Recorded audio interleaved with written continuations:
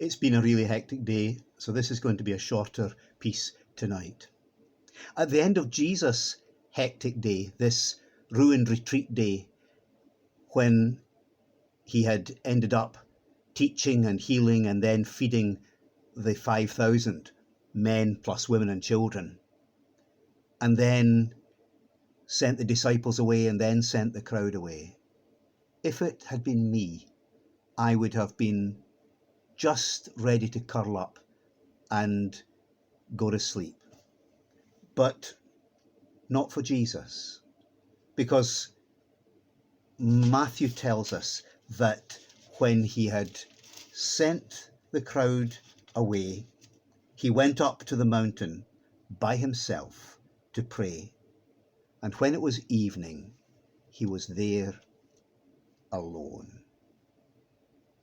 You see, for Jesus, the urgency of this retreat time, this time of silence and solitude and being with his Heavenly Father and prayer, that wasn't removed by the interruption, by the fact that the crowds came with all their need and surrounded him.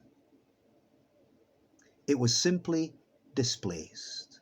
And when the crowd was gone, Jesus knew what he needed to do. He still needed that retreat time to deal with exhaustion, to deal with grief and sadness, to deal with challenges and hopes and dread. And so he spends much of the night in prayer on the mountaintop with his Heavenly Father.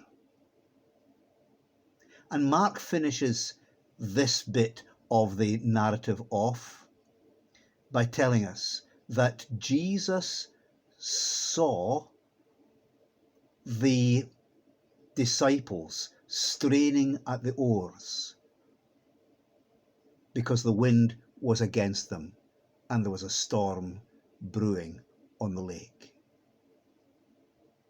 From that place of prayer, Jesus saw the struggles the disciples were having.